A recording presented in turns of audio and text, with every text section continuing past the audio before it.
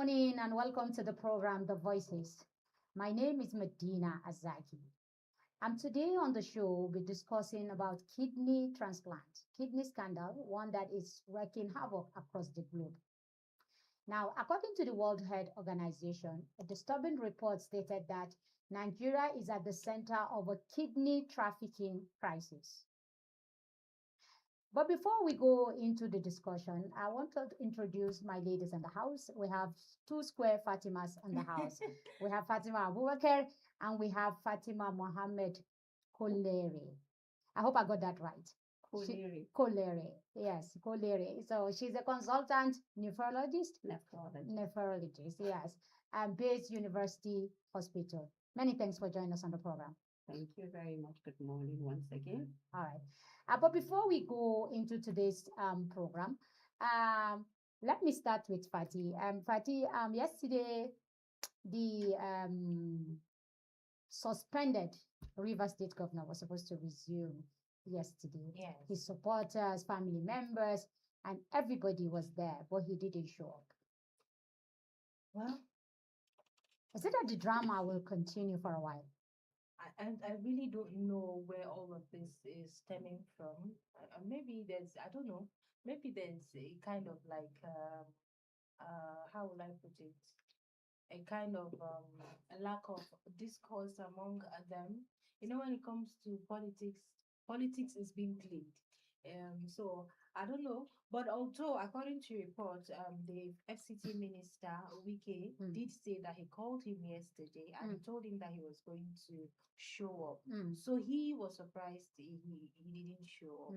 So I don't know why Fubara didn't show up. I'm not in his mind. Could it be that he's still enjoying his leave? It could be that he's enjoying his leave, or it could be that maybe he's still not healed from the, should I call it embarrassment? I don't want to call it embarrassment. I don't want to call it embarrassment. Dr. Fatima, do you want to chip in on that? Actually, I don't follow up on that story. I heard it, passed it once or twice. Yeah, we got it. But this morning I was reading, and then you ask yourself, what are we really turning into? And the person who burnt the child is the brother's wife. The brother to the girl. Yeah. Brother to the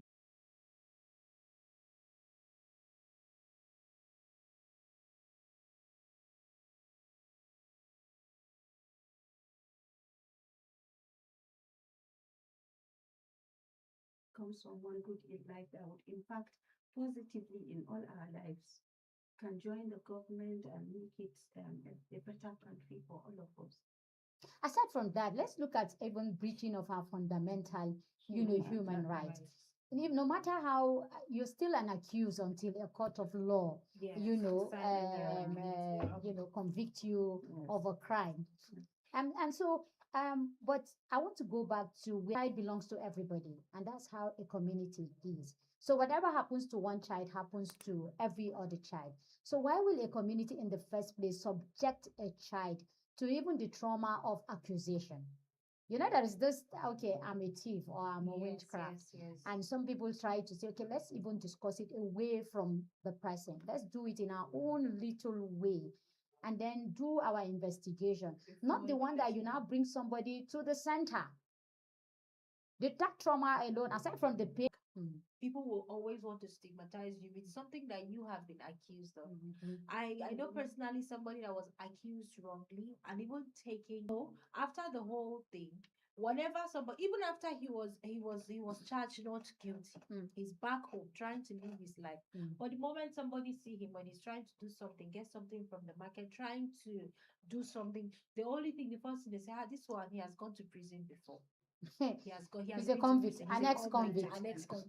No, even when he tries to explain to people that no, I was not guilty, people will tell him, oh, there's no smoke without fire. There must be something that happened that people had to accuse you, and this person is not guilty at all for you. And we really need to find a way to start filtering such traumas, such things out of our community, because before we even go about the psychological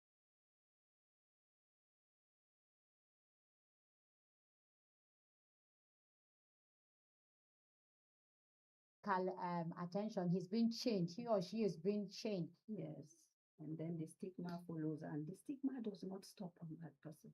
The stigma goes to the great, great, great grandchild. They say, oh no, yeah, they are mad people. When somebody has They are mad somebody people. that wants to marry, Yes. she's got the young man and everything, they are happy, and the neighbor say, story said her great great grandfather had madness. In fact, he had Chiwon and Jenu. So don't even go there. Before you so, have a lineage. yeah, so you can see that the stigma. In our own little way to say, look, there are medical conditions that have symptoms of the so-called spiritual possession, but they are just medical conditions and they can be treated medically. Yes, but the problem is that we have a lot of ignorant people, and then some are even arrogant. Once they keep their mindset on that, you cannot change it. And then sometimes even the ignorance is not only about the Western education and stuff, even the religious ones. Because we believe religiously that we have supernatural entities that exist in their own realm, and but it's not any sickness that comes from them. It's not every sickness. So, but I believe once we get rid of this ignorance, it will be. What should the state government do to that community? Because I'm not even looking at the victim, the culprit here. I'm looking at that community should get collective punishment. Well, that is very, very technical. Let me use this true. The community have to find a way to actually sanction or punish the community as a whole, excluding the person that called the police. Although the person called the police late, but I felt like maybe fear of not being ostracized from the community. That's why they didn't do it at first. They didn't call the authorities at first. But I don't know. I can't really imagine but punishments start from the community leader, because the community leader was involved from beginning when this whole thing scenario began. When she was accused of witchcraft, she was even among the people that vindicated her after confirming that she was not a witch. And according to what happened, they said after the thing happened, according to reports, after the incident happened, that's after the punishment she meted out onto the little girl, the community leader was also informed about it. So the thing should start from the community leader, because what did the community He should be the scapegoat. He should be the scapegoat. No, but what did he do about it? That's what I'm saying, that he should be the scapegoat. Did he keep quiet? Was he silent on the punishment for the girl? What did he do to the just like what Fatima said, that they were trying to cover it up, including him. No, they need to be punished. So that's what I'm saying. So the community leader has to be used as his own punishment that was given, because it was actually it's actually very, very, I don't know how heavy, very heavy, and the man lost his life. Yeah. But I don't encourage jungle justice. Yeah. But as a community, if something happens like that, there are appropriate authorities. Because of this video I started watching from the beginning of the case, how the community marched to the appropriate authorities. They came in, they did what I think it's somewhere in Dubai, if I remember that. You also watched they hanged him publicly. Yes. Yeah. So these are the things that, so why would they do such to a young girl? And you did not do anything about it.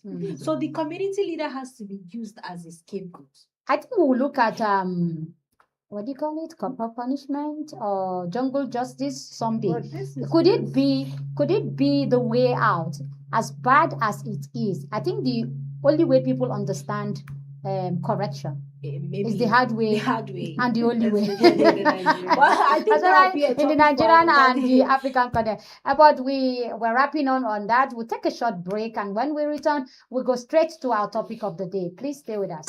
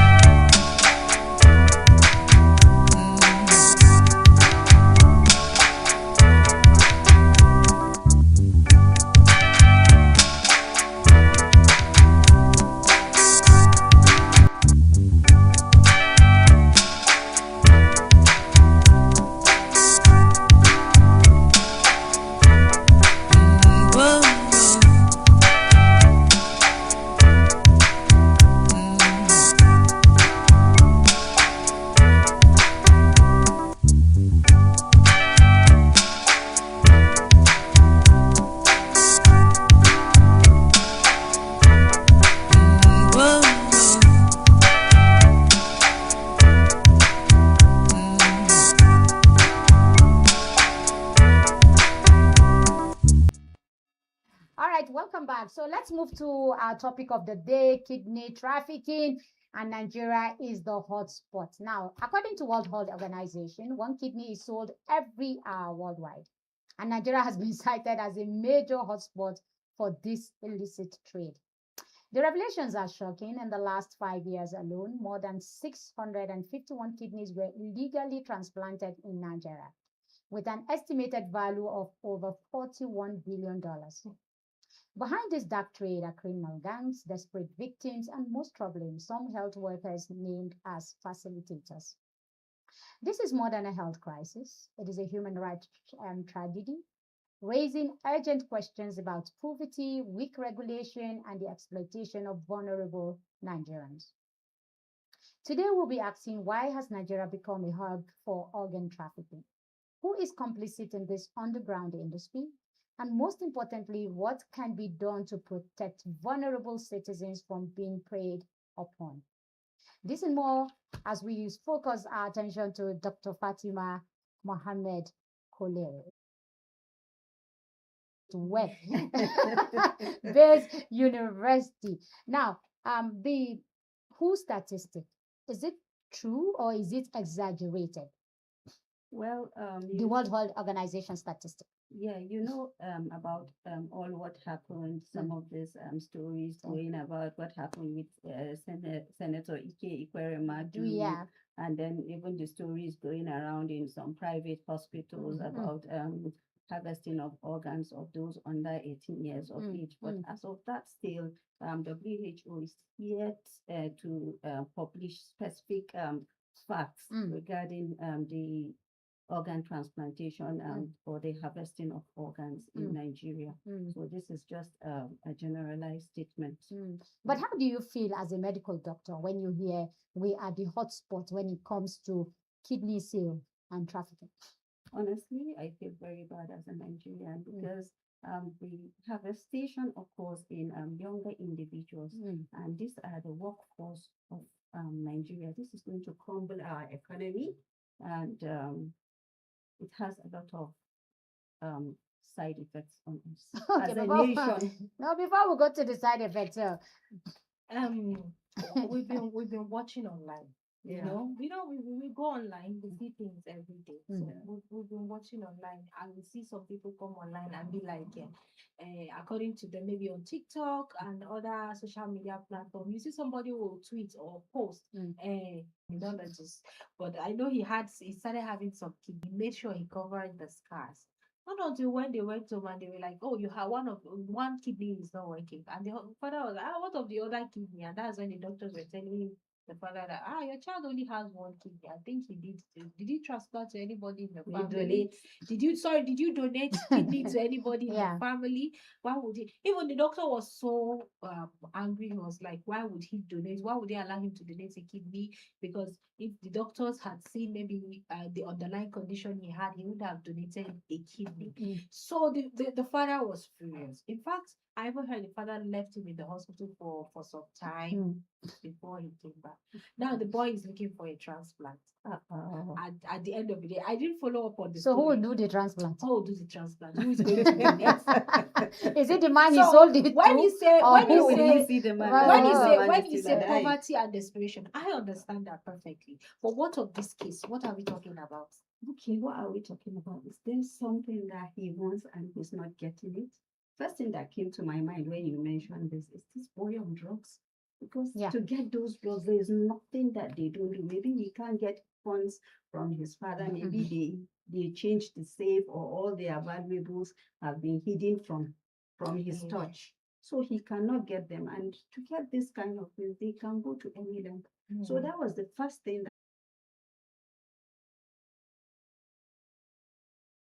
that a generation very soon have kidney, no kidney. they already have them from the alleged stories going on around. So the hospitals will be grappling with the dialysis will go up, and more people will will specialize in kidney treatment, and then you have a population that more than half are having kidney issues. So no productivity, no economic activity, so on and so on and so on. Do you see that fair? Well, she was talking about the side of the those born with a golden spoon. Now we have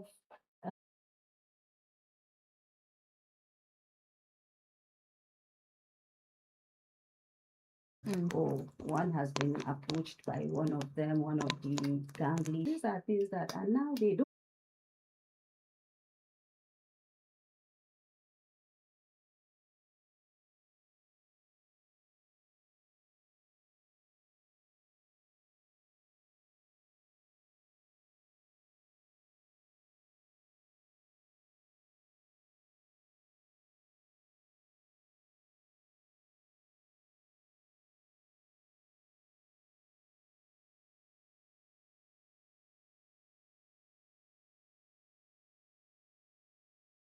Exactly, for a But reason. yeah, so and No, I'm asking. What I'm asking is this. allow her to millionaire. I will not take care of you. No, take care of myself. Eat well. I can just take my 5 million naira and put it into something else. No, you don't know what will happen in future. Number one, And put it into something no, else. you don't know what will happen in future. Number one, and number two.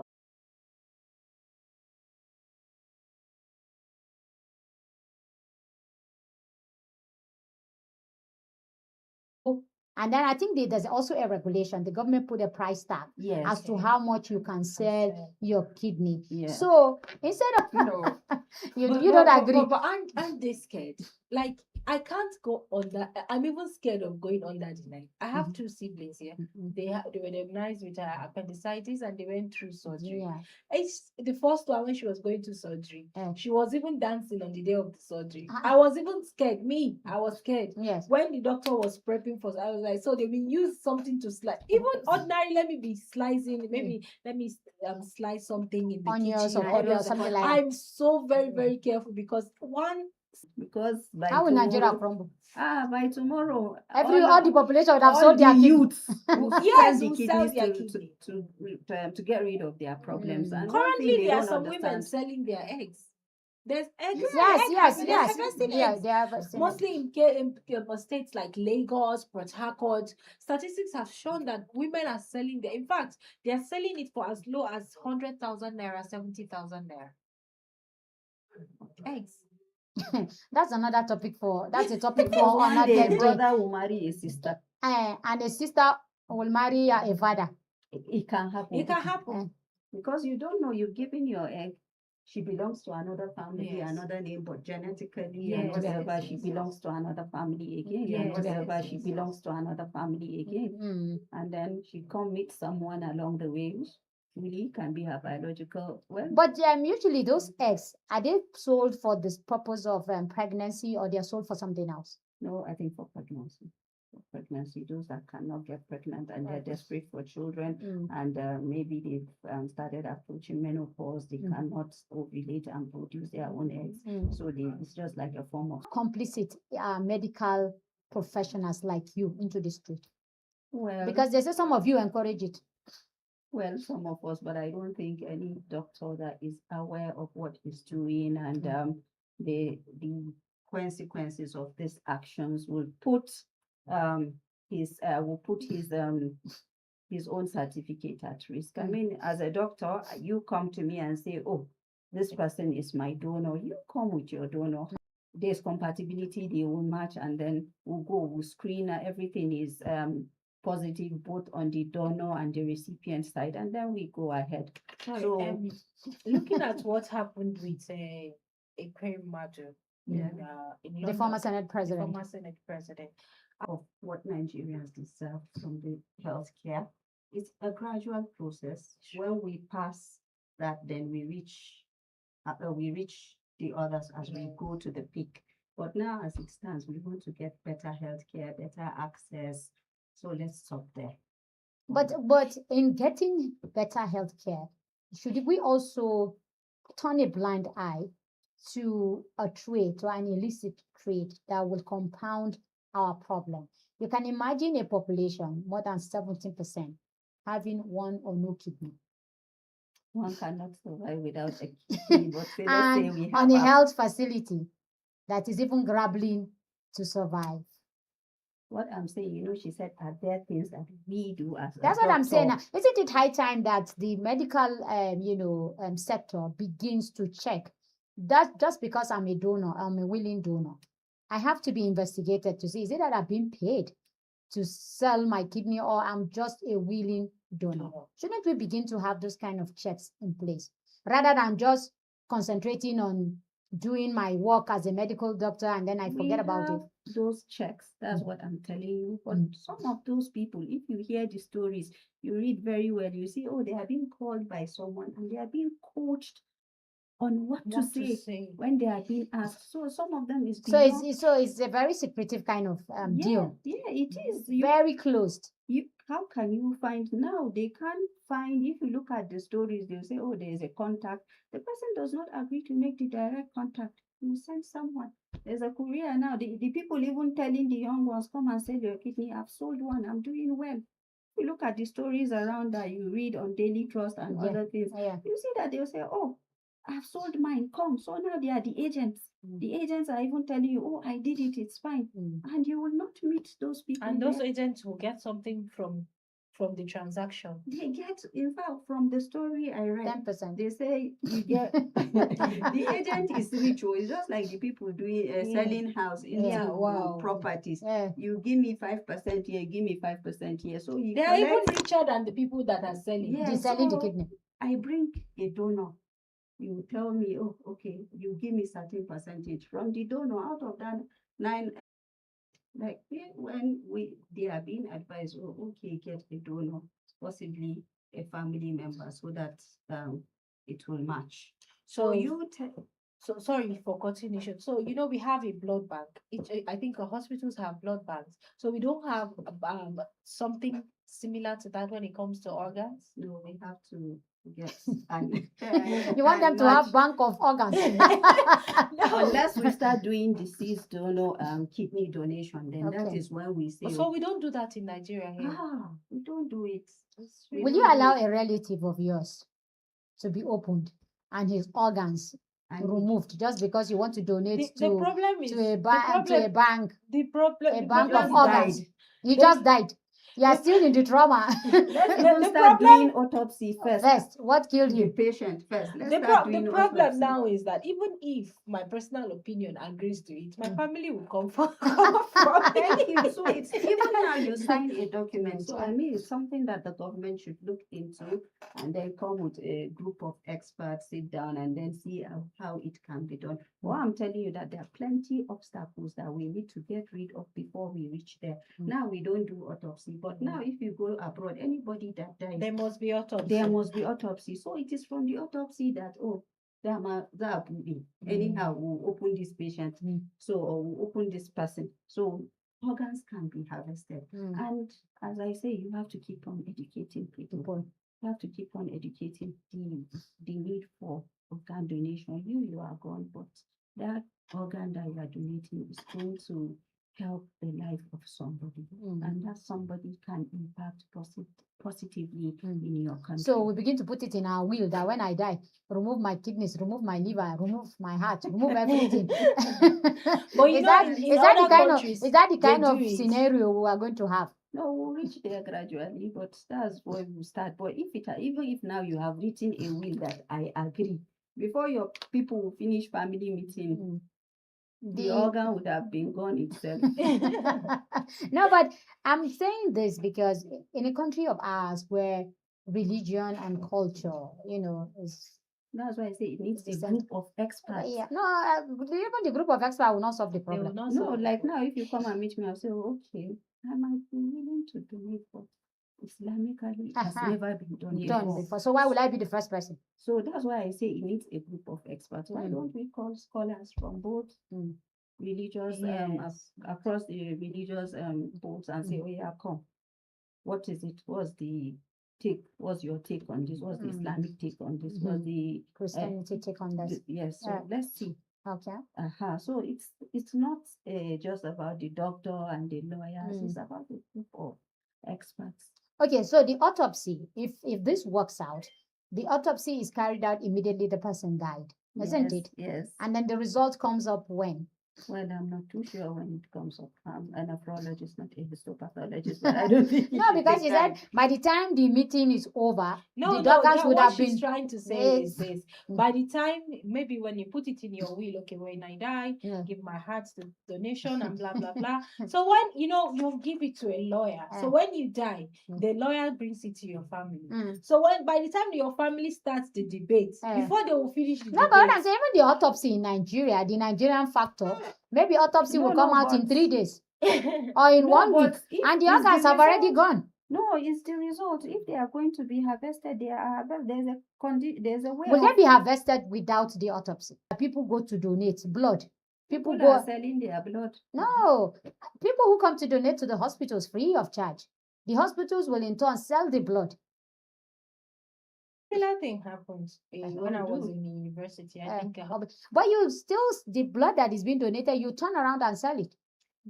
a similar thing happens when I was do. in the university. I think 100 level. Who should I call it, childish? I don't know what to call it. So they came to the school and then they the teaching hospital. Teaching hospital would definitely sell the blood with interest.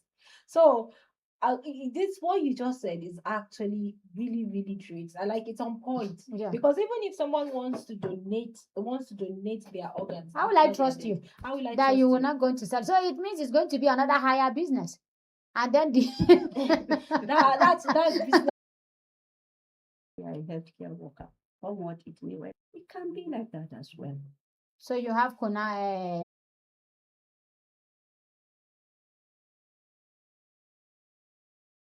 We went. We said everybody should step out. The young man came, then he started dividing the population. You come here, you go there, you go here, you go here. Okay. So when we entered, he was talking to us. I was curious. I asked him, I said, why were you telling these people to go to this side? And why, especially the young men?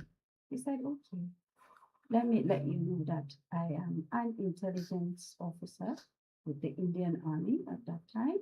So he said that they found out that those young men that you see here, they travel out of the country just to go and sell their kidneys and come back. And some is just to even buy a car. Because he mentioned a story that someone went, sold his kidneys and bought the car. Something happened to the car crashed, and he came back here, still looking for it. And they were asking him, what are you going to sell again? Because he's an intelligence officer, so he has his way of getting his information.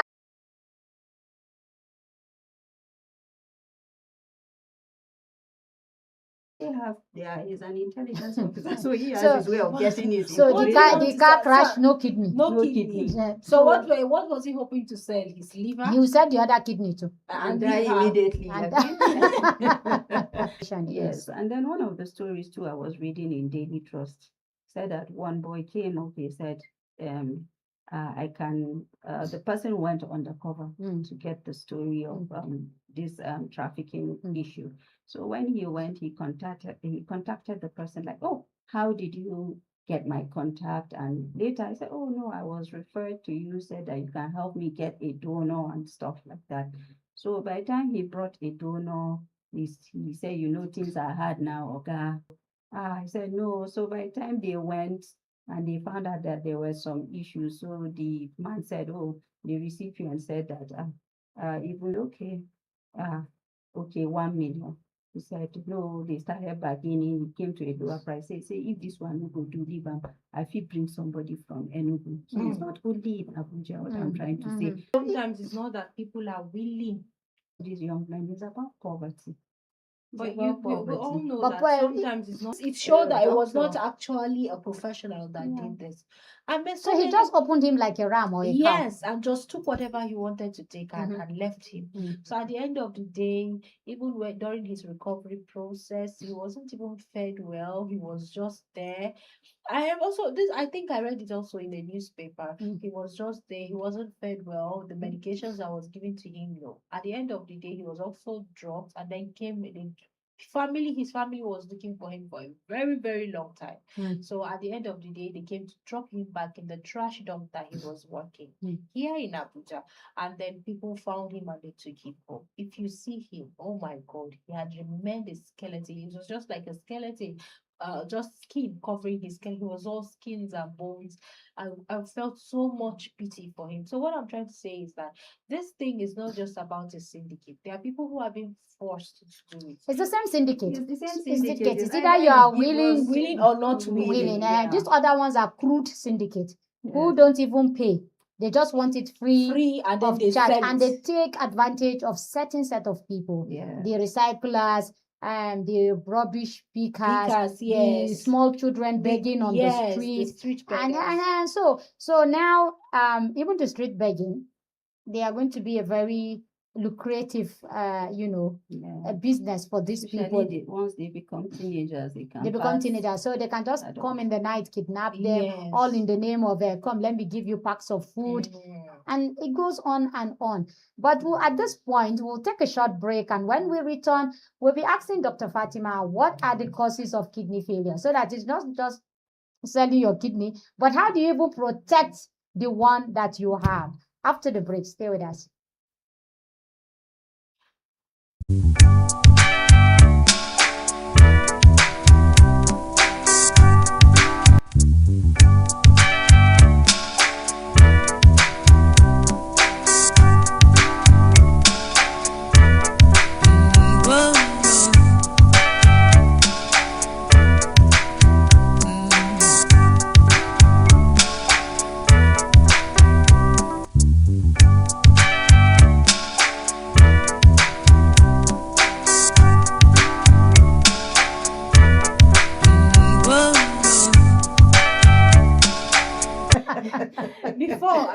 Before I wasn't really a water drinker. So, but after the whole, because you became a tank later I on. became a tank later on. I became a tank later on.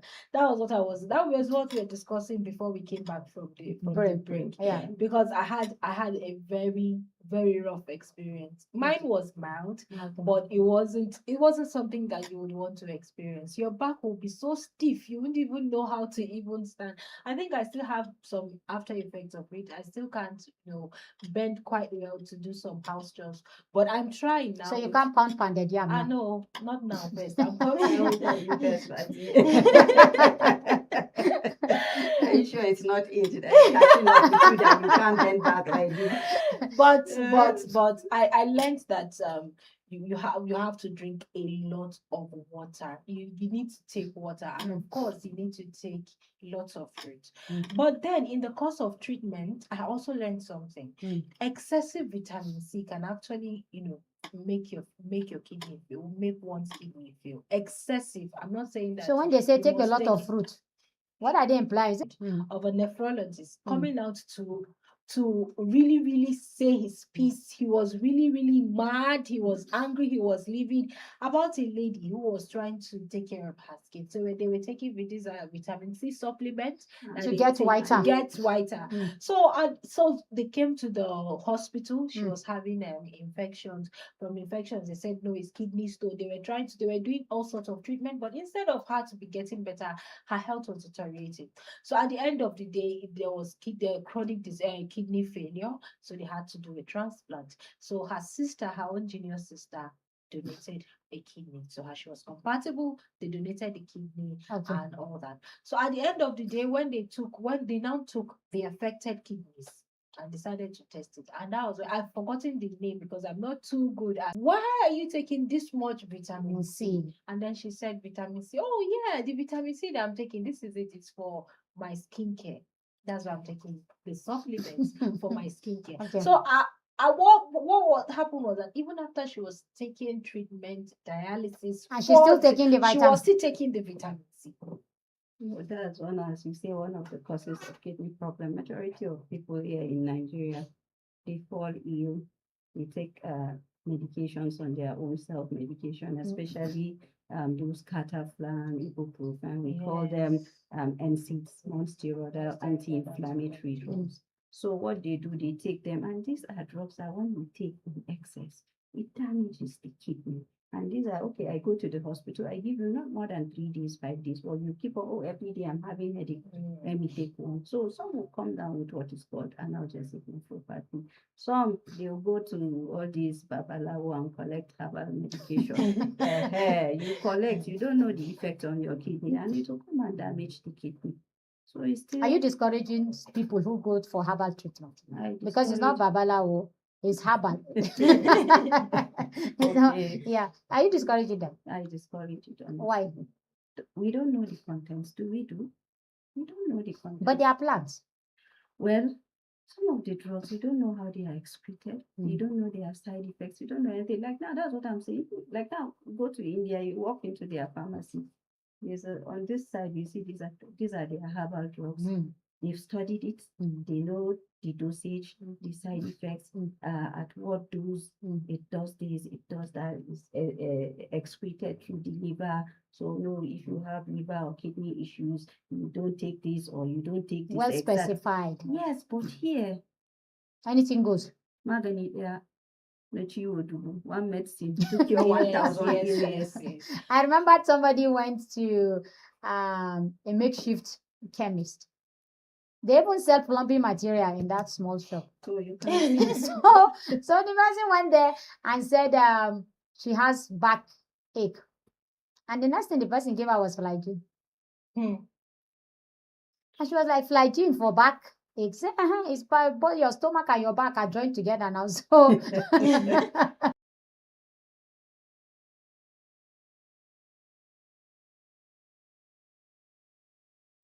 Hmm.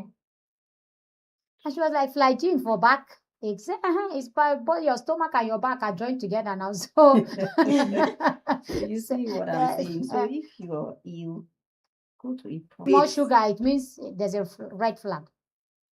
It More depends. sugar, it means there's a red flag. It depends. We are running away from sugar. I personally depends. We are running away from sugar. I personally advise as we grow older, we should cut out the sugar. Let's take what is needed. But medications are needed. You have cough, catarrh, they give you just some mild ARI, they give you, and the patient will play their part to forestall the initiation of dialysis. Why I say dialysis really coming up in Nigeria.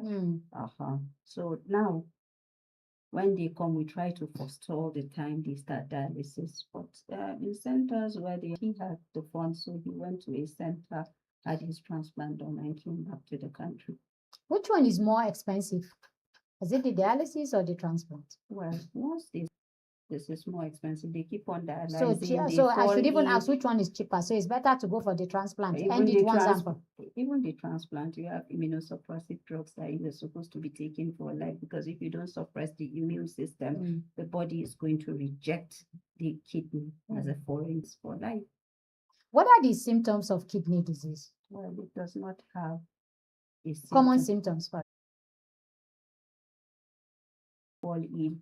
They don't come, they get pregnant, at least they come for antenatal checkup. So some And things from are there being to picked review. up there, and then they tend to follow up. And naturally, even natural order, women have a greater health-seeking behavior than they may. Okay. As we wind down, how often should we check our kidneys? How often? At least twice in a year. Twice in a year. Yeah. So I can just wake up one morning and Decide go to straight to the hospital and say, please, I need to do kidney test. Yes, and not kidney test, general checkup. Okay. So before we go, let's talk about solutions and precautions of this syndicate of kidney trafficking. What do you think the communities, the care facility or the healthcare systems should do to curb out these incessant and increasing rates of kidney trafficking? So first thing first, as we have to talk about poverty alleviation programs. We have to talk about poverty alleviation program, because this is what is pushing these people to go and donate their kidneys to solve out their problems, which will become a problem for them later, and the whole